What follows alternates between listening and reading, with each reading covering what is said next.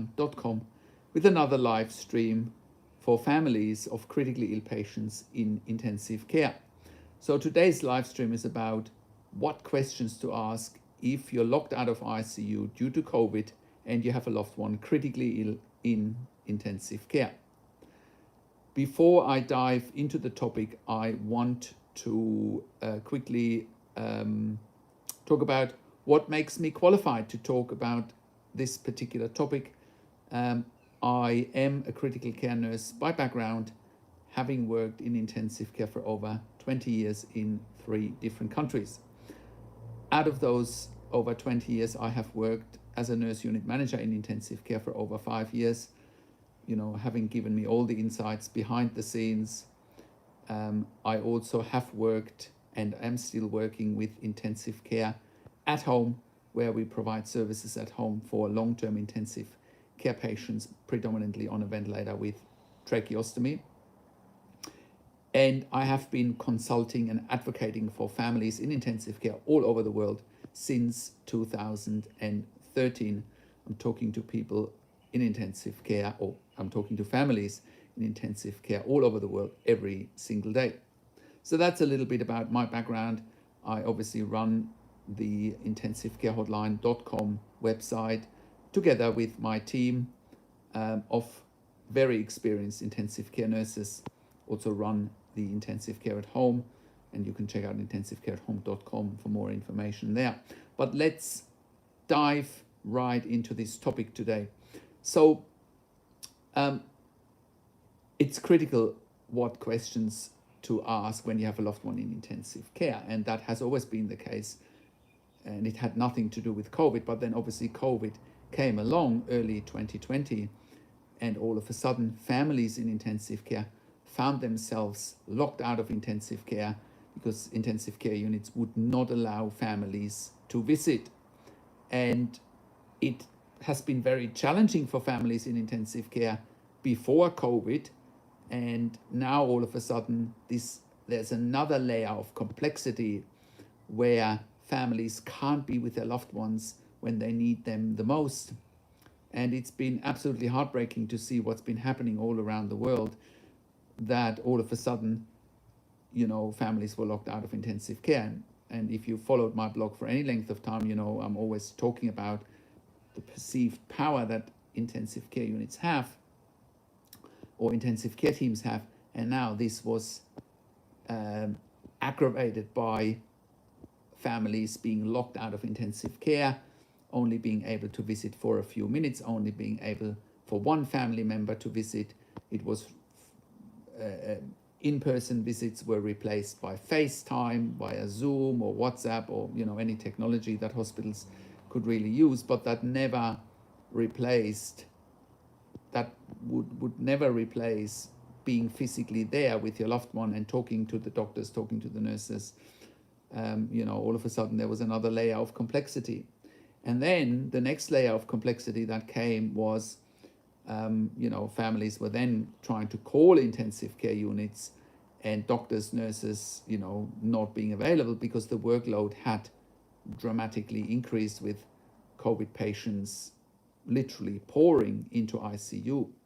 So an already difficult environment pre-COVID was getting even more difficult with COVID coming in and families locked out. So certainly throughout this period, we've spoken to numerous intensive care teams, doctors, nurses, and help families to ask the right questions. But I also realized, our capacity is limited. And then, even in June 2020, I did make a big blog post about what questions to ask, realizing that now is the time to make intensive care even more transparent, because families were struggling to get in front of intensive care teams, asking the right questions, negotiating with them, trying to find out what's really happening. That's when I came up with a lengthy blog post in June 2020, and then the title of the blog post, which I'll link towards after this video, the title of the blog post is "What Questions Should You Be Asking If You Have a Loved One in Intensive Care?" So it's really critical that when you talk to doctors, nurses, especially remotely, because they're not allowing you to visit, it's really critically important that you can come to the point, extract information from them as quickly as possible, because it's literally life or death, And let's dive right into that in a minute. And just the other thing that we've seen over the last nearly 2 years now is families ring up intensive care units and ICUs, doctors, nurses say, oh, I'm busy, I'll call you back. They never call back. If they do call back, they call back at a time that's not convenient for the family. People are at work, have other commitments and so forth. So we are finding an incredibly challenging environment that families and also intensive care units are operating in at the moment. But let's dive right into it. So when asking questions, I approach it in a way that I would approach if I received handover from a doctor or from a nurse in intensive care. That's how I approach, if you and I were to get on a call with the doctors or with the nurses, the way I approach it is to approach it as if I was to get handover from a doctor or from a nurse in intensive care myself, as a bedside nurse or as a nurse in charge, whatever the case may be. And that means you're going literally from head to toe. Now, what is important when you're starting with the head, from head to toe, is the first thing that needs to be assessed is the neurological condition. And why is this important? You might be thinking, oh, why is neurology important if my loved one is in intensive care with COVID, for example, with COVID pneumonia, COVID ARDS, or any other condition where neurology is not the main focus? Well, I can tell you why it is important. Many patients in intensive care are ventilated. Most of our clients have a loved one in intensive care that's ventilated, which means most of the time they are in an induced coma or they're on strong sedatives, strong opiates, for them to be able to tolerate mechanical ventilation. If someone is on sedatives, or even if they're not on sedatives and they have a breathing tube, you need to assess the neurological condition, because if a patient can't talk, well, you always need to rule out a neurological event such as a stroke, seizures, anything that's related to a neurological event. Therefore, that's where you start, because if the brain is not working for whatever reason, you got to question what else is going on. So therefore, you got to start with, is someone in an induced coma? If they are in an induced coma, what medications are they getting?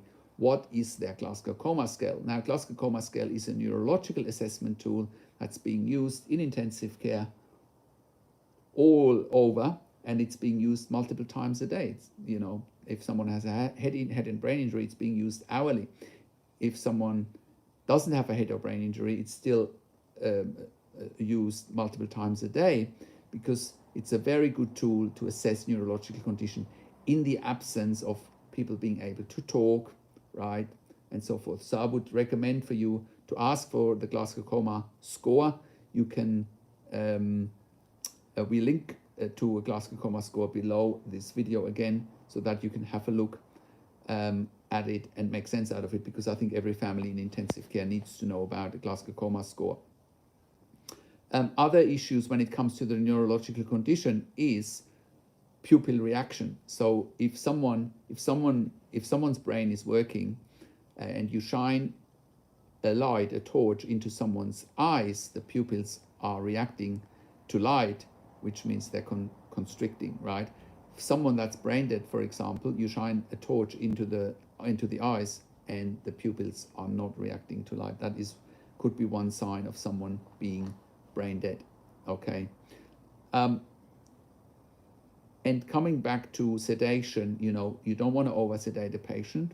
It's critically important that you minimize sedation, that it should only be used temporarily while someone is ventilated with a breathing tube or endotracheal tube. If they can't be extubated, well, they may need to go onto a tracheostomy, but we'll talk about that later. It is more important that you ask for sedatives. What sedatives is your loved one on? What opiates or painkillers is your loved one on? How does that impact on the Glasgow Coma Scale, on the neurology? Are pupils reacting to light? If, God forbid, your loved one has a history of seizures, are there any seizures? If there are seizures, how are they managing it? That's all part of a neurological assessment, right?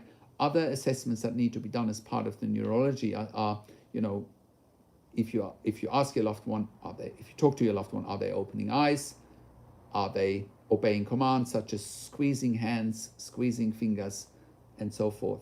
That's all very, very important to get a good understanding of where your loved one is at neurologically. So then, also part of a neurological assessment at the moment, especially with COVID ARDS and COVID pneumonia, is that many patients are being proned. What that means is if they go into prone position, they need to be deeply sedated, but they're often also paralyzed with paralytic agents, which is another layer of complexity, especially when it then comes to be woken up, because there's often even more delays. Someone is in an induced coma, sedatives and opiates are given, and it can take quite a while for them to wake up. If someone is paralyzed, on top of that, it takes even longer to wake up, right? So that gives you a good understanding about what needs to happen from a neurological point of view. Next, we're going from head to toe, remember. Next, we need to look at the hemodynamic assessment or the cardiovascular assessment. So what does that mean? You need to find out if your loved one is in a regular heart rhythm. That's very important. Some patients in ICU are in an irregular heart rhythm, such as atrial fibrillation, also known as AFib. They are often, or they can have, if they had a cardiac arrest, they might have other irregular heart rhythms. So that's really important question to ask. Next, blood pressure. Is blood pressure compatible with life? It's a very important question to ask in intensive care. If it's not compatible with life, patients often are on inotropes or vasopressors to maintain a blood pressure that is compatible with life. And inotropes or vasopressors such as noradrenaline, norepinephrine, epinephrine, adrenaline, vasopressin, milrinone, dopamine, dobutamine, and the list goes on, are considered life support. Okay, so again, very important question: is blood pressure compatible with life? So next, body temperature. A lot of patients in intensive care are having a temperature because they might have an infection and so forth. Okay. Other issues when it comes to hemodynamic assessment, also blood results, white cell count, hemoglobin, electrolytes. It's all part of the hemodynamic assessment. Electrolytes, coagulation, liver function, kidney function, arterial blood gases. I'll talk a little bit more about arterial blood gases in a moment when we talk about the respiratory status. Helen, nice to see you again. I will come to your questions a bit later. I just want to go through this and not lose my train of thought. I will address your questions. So then also when it comes to hemodynamic assessment, also need to look at, does your loved one have a central line, a PIC line? Does your loved one have an arterial line? Does your loved one potentially have a Swan-Ganz catheter or a PA catheter or a PICO catheter to monitor cardiac output, cardiac index, SVR, SVRI, and so forth? So I'm getting more into the nitty-gritty here, but if someone is hemodynamically unstable, and many patients in intensive care are hemodynamically unstable, they might have things such as a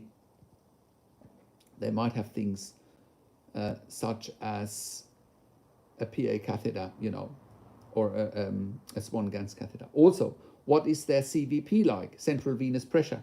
Very important number to assess, fluid status of a patient, to assess, are they fluid overloaded? Are they dry? Are they in a happy medium?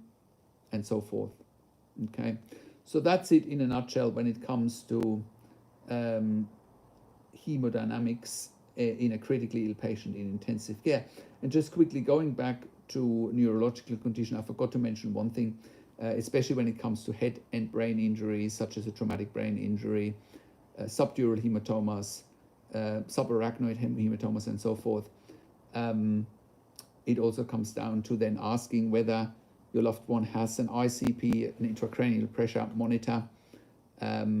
What is their intracranial pressure like? Is it life-threatening? Has a CT of the brain been done, MRI scan of the brain been done? And those are all very important questions. Now, if your loved one does have an ICP and an intracranial pressure monitor, and if they have high brain pressures, that can be life-threatening. And again, then the question is, how is that being managed? How is that being treated? Is it treated with venting the extraventricular drain that's sitting in the brain? Is it treated with hypertonic saline? Is it treated with sedation? And so forth. What is the CPP like, the cranial perfusion pressure? Making sure that enough oxygen is going to the brain. I just wanted to throw that in here. Then, so we talked about neurology, we talked about hemodynamics, and now we will be talking about the respiratory system or respiratory assessment. Again, we're going from head to toe, neurology, heart, hemodynamics, and now we're talking about the lungs. So as I mentioned, many patients in intensive care are ventilated. They might be ventilated with a BiPAP mask, they might be ventilated with a breathing tube or endotracheal tube, or they might be ventilated with a tracheostomy or a trach. Or they might be ventilated or they might not be ventilated at all. They might be spontaneously breathing, but they might have high oxygen demands, they might have high flow nasal bronchs, and so forth. So what do you need to assess when it comes to the respiratory function? You obviously need to assess, first question for you, if you have a loved one in intensive care, is are they ventilated? Are they spontaneously breathing? If they are ventilated, what settings are they on? If they're not ventilated, what's the next step? If they are ventilated, what is the next step? If someone is on a breathing tube, can they be weaned off the ventilator? Do they need a tracheostomy? If they can be weaned off the ventilator, can they go on to spontaneously breathing? Do they need to go on to BiPAP or CPAP? Now, one way, or the best way to assess respiratory function is obviously by assessing a patient, seeing, what's their breathing like? Is the breathing calm? Is it labored? Can they take deep breaths? Can they cough? Are they in pain when they're breathing? Obviously, another way to assess respiratory function is looking at oxygen saturation, which is often with a finger clip or with an ear clip being transmitted to a monitor. It should be above 96% most of the time. Other assessments you can make is obviously skin color. If the skin color is, if the lips are blue or cyanotic, you would be very worried about their respiratory function. But one of the best ways to assess respiratory function, really, besides looking at the ventilator, besides knowing and understanding the numbers on the ventilator, is to look at arterial blood gases. Okay, so an arterial blood gas will tell you pretty much everything you need to know: how well ventilation is working, how well spontaneous ventilation is working. It gives you a very good assessment of other issues as well, such as lactate, potassium, bicarbonate, and so forth, which are very important assessment tools as well, especially if someone is septic, especially if someone is having kidney failure.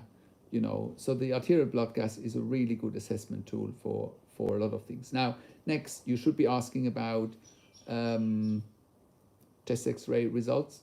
You should be asking about how often does your loved one need suction. Again, are they coughing? It's very important, because if they're not coughing, it means they can't really maintain a stable airway. Okay, and amount and frequency of suction is very important to know. To find out if there is an infection. If they need too much suction, they're probably not ready to come off the ventilator as yet. Other issues you should be looking for or should be managing in this situation is Again, how far away are they from coming off the ventilator? Are they too sedated, too deeply sedated to be woken up and having the chance to get off the ventilator, right? Because if they can't be weaned off the ventilator, well, the next steps are to potentially look at a trach, right? Also, is your loved one fighting against the ventilator? What I mean by that is many patients, if they're sort of in a semi-coma and only on light sedation, they might be fighting against the ventilator. And if they're fighting against the ventilator, they might need more sedation, right? So there's a lot of issues that you need to look at when someone is on a ventilator. Again, looking at it in much detail. For example, you need to understand what are present ventilator settings in ICU, SIMV, ACV, pressure support / CPAP, pressure control versus volume control. There's a whole range of things you need to look at. I often get phone calls from prospects or from clients, and they say, hey, I've got a family member in intensive care. They're on a ventilator. They've had a stroke. Can you tell me whether they're going to survive? And I say, well, it's not enough information. It needs to be broken down into what we're talking about now, into questions that you're asking, and knowing and understanding the nitty-gritty. Again, the biggest challenge for families in intensive care is that they don't know what they don't know. They don't know what to look for. They don't know what questions to ask. They don't know their rights. They don't know how to manage doctors and nurses in intensive care. So, it's a very complex arena, and that's why I'm making these videos, so that you can understand what you need to look for. And one last question, if your loved one is ready for extubation, for having the breathing tube removed or having the trach removed, the intensive care team needs to make sure that your loved one can breathe independently and spontaneously with a good cough, with good blood gases, clear chest x-rays and so forth. Sometimes patients in intensive care also have chest drains, for pleural effusions. You got to ask, do they have chest drains? If so, why do they have it? When will they come out and so forth. Other issues that can happen when someone is ventilated, they might have a bronchoscopy where a camera goes down into their lungs and to see whether, where the infection sits, sometimes to suction out mucus, to clear the lungs and so forth. Okay, now carrying on, number 4, going from head to toe, is GI tract or gastrointestinal system or gastrointestinal tract. Now, why is this important? You got the loved one, if they're on a ventilator, not being awake, they probably have a nasogastric tube or a PEG tube. They get enteral feeds through those tubes. You need to find out how much are they getting. Are they absorbing feeds? Are there any residuals? Are they opening bowels? Is their tummy distended? Are they feeling bloated? Are they opening bowels? Very important questions when someone is in intensive care. Feeding, generally speaking, should be started as quickly as possible. And if they're not absorbing feeds, can be managed medically, can be managed with Maxilon, can be managed with erythromycin to improve absorption or digestion of feed.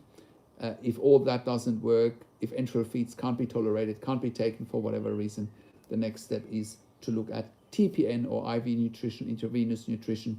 The TPN stands for total parenteral nutrition, but at the end of the day, it's intravenous nutrition as an alternative. Okay, so next, also before we move on to kidneys, when someone questions around the gastrointestinal system, you also need to think about some patients in intensive care might end up with stomach ulcers. Even worse, they might end up with stomach bleeds. It can be a stress response from the body just by being a patient in intensive care, and that can result in stomach bleeds or GI bleeds. Also, when someone is in intensive care, they should also have a proton pump inhibitor to minimize the risk of bleeds, and that can be pantoprazole. It can be something like ranitidine or esomeprazole. Next, kidney function. Okay, when someone is in intensive care, it's easy for the kidneys to go off. Why is that? Kidneys can go off because low blood pressure. Many patients in intensive care have low blood pressure, which means the kidneys are not getting enough perfusion, can be a byproduct of sepsis, it can be a byproduct of an infection, can be a byproduct of antibiotics being given, painkillers being given. So, many patients in intensive care do go into kidney failure temporarily, most of the time. So what you should be asking for is, how much is urine output? Are the kidneys working? Are kidney markers looking okay? What are fluid balances like, i.e., how much fluid is going in, how much fluid is going out? You don't want the fluid balance to be too positive, because that is a risk for fluid overload, and it's a risk for pulmonary edema, for example, which is then in retrospect a risk for not being able to come off the ventilator. Next, endocrine system. And before we go to the endocrine system, I also want to throw in for kidneys. If kidneys are not working, there's several things that can be done. If dehydration is the issue, you can do a fluid challenge, give more fluids. If there's enough fluids on board, you can give furosemide or Lasix to increase urine output, or you could do hemofiltration and remove fluids with a dialysis machine. Next, endocrine system. Endocrine system means things such as blood sugar regulation. Many patients in intensive care, as part of the stress response that I was talking about earlier, end up with high blood sugars, and they end up on insulin, often temporarily. If someone is in stress, the adrenal gland is producing more sugar, again as part of a stress response, and then insulin is needed to counteract that. It's quite a common phenomenon in intensive care that patients have high sugars temporarily, and they just need to be managed. Obviously, if someone is in intensive care and is diabetic already, that's a separate issue. Then sugars probably, from my experience, are even more difficult to be managed.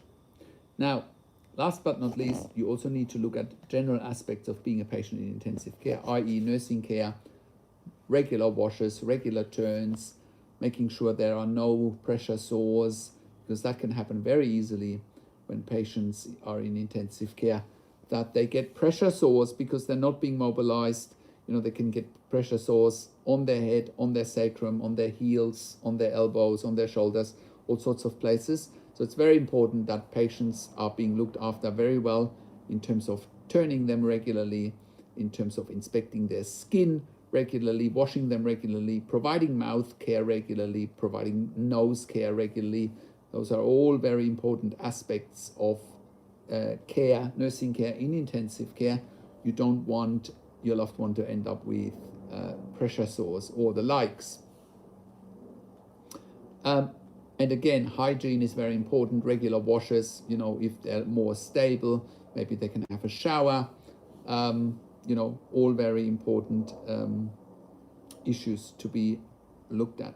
Now, that's it in a summary. I'm really curious to find out what questions that you have on this call. And while I'm waiting for your questions, I'm just going to Helene's questions. Helene, you're asking, what about if a patient suffered iatrogenics, hang on, it's disappeared, iatrogenics, malfeasance, hypoxia, encephalopathy, brain injuries.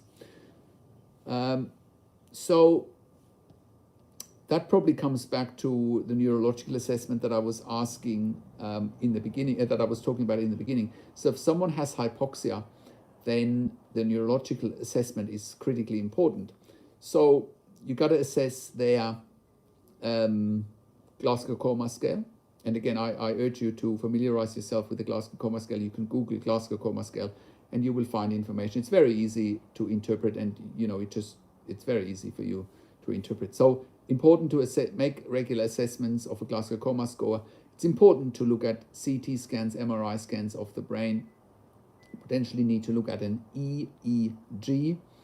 You need to look at, okay, what is happening, if their Glasgow Coma scale is low and they're not waking up, are they also on sedation? So it's critically important that if someone has a brain injury, that they're not on sedation, or if they are on sedation, how does that impact on the brain injury? The problem there is, Helene, that often when someone is having an anoxic brain injury, when they're coming out of the induced coma, it's difficult to say that, if they're not waking up, it's difficult to say whether they're not waking up because of the brain injury or whether they're not waking up because of all the sedatives that they had. Because many patients in intensive care without a brain injury, there's often a delay in them waking up after an induced coma. Helen, does that answer your questions, or did you have any other questions in regards to that? Also, if there's encephalopathy, your loved one might need an ICP, an intracranial pressure monitor, or at least an EVD, an extraventricular drain, to drain some of the CSF, especially with high pressures in the brain. Now, then you're also asking, Helen, what are pressors, or what are pressor? So a pressor is, there's two terms for pressors, either vasopressor or inotropes. Now, what is an inotrope? What is a vasopressor? So when someone has a low blood pressure in intensive care that is incompatible with life, or is not sustaining enough kidney perfusion, which comes back to the kidney failure that I was talking about a minute ago, they often need a pressor or an inotrope. Basically what it is, medications such as norepinephrine, noradrenaline, epinephrine, adrenaline, but also vasopressin, for example, they are called vasoconstrictors. What that means is they are constricting the blood vessels in the peripheries, in the arms, in the legs, and concentrate the blood towards the heart, which in essence is increasing blood pressure.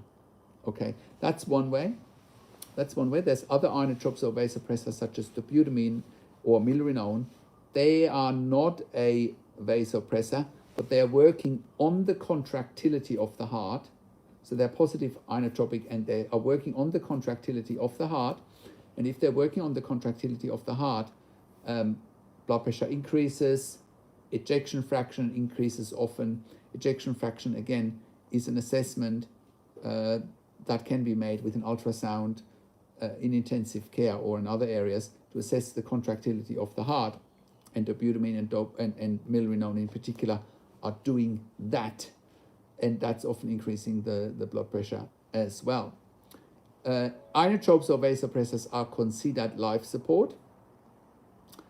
And, and that is sort of a very important issue to be looked at.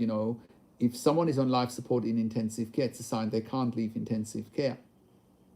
Okay, so that's with the pressors and the vasopressors and the inotropes. I hope that helps.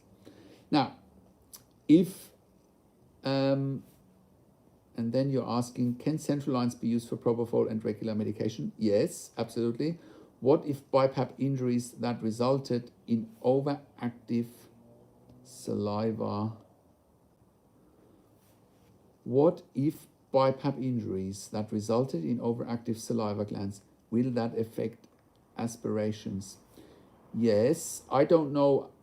I don't know how BiPAP I see, yeah, I can see why a BiPAP injury might result in overactive saliva glands. Yes, with the pressure, I can see that. Will that affect aspirations? Yes, absolutely. If there's an overactive saliva, or if the saliva glands are overactive and there's too many secretions, the risk for aspiration is definitely higher. Absolutely. And then if there's a risk of aspiration, you have a risk of an aspiration pneumonia. It could turn into a vicious cycle. So I am conscious of the time. I usually run those for about 30-40 minutes at the most. If you have any other questions about today's topic, or about any other topics in intensive care as it relates to your loved one, please type your questions into the chat pad so that I can answer them. Now, while I'm waiting for your questions, it's a pleasure, Helene. It's a pleasure. You're welcome. Now, if while I'm waiting for your questions, I'm just sort of trying to wrap this up. So thank you for coming onto this call. I usually do them every Saturday or Sunday, Saturday night in the US time, Sunday morning here in Australia. They're usually running at 7 p.m. Eastern Standard Time, 11 a.m. Sydney, Melbourne time. And I usually choose a topic that is highly relevant for families in intensive care.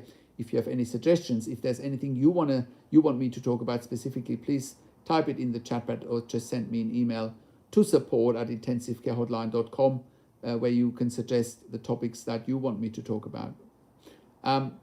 Now, if you like this video, give it a thumbs up, give it a like, click the notification bell, and subscribe to my YouTube channel, of course, where you get regular updates and regular live streams for families in intensive care. If you have a loved one in intensive care, you can also go to intensivecarehotline.com and call us on one of the numbers on the top of our website. I highly encourage you to give us a call or send us an email again to support@intensivecarehotline.com. We provide one-on-one consulting for families in intensive care. We talk to doctors, nurses, we participate in family meetings, we review medical records. We have a membership for families in intensive care, and we get outcomes for families in intensive care. We get real results. We can advocate on a clinical level. We can talk to the intensive care team on the same level. We can provide second opinion for you and for your loved one.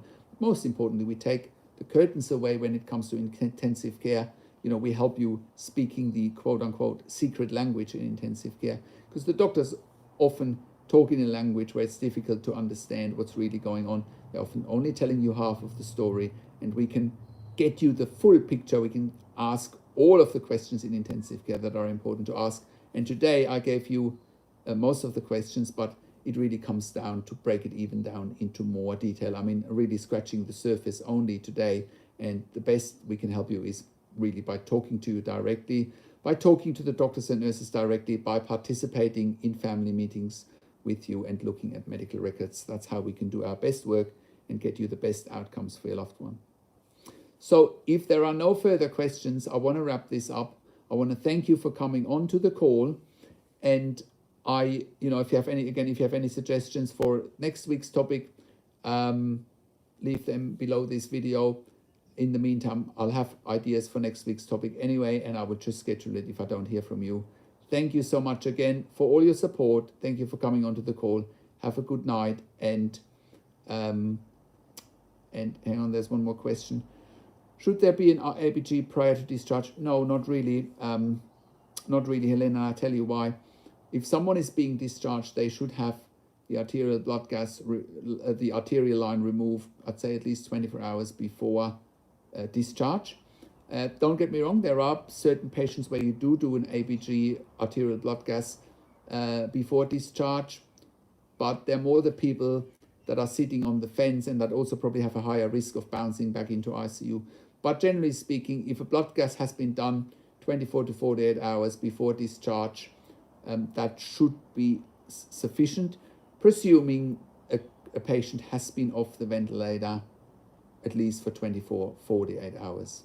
Okay. I hope that helps. Again, thank you so much for joining me, and thank you for all your support. I will talk to you next week on this call at the same time, 11 a.m. Sunday morning, Sydney, Melbourne time, 7 p.m. Eastern Standard Time, New York, Boston, 4 p.m. Pacific time, LA and San Francisco time, 6 p.m. Central Standard Time, Chicago time. Take care for now, and wishing you and your families all the very best. Take care.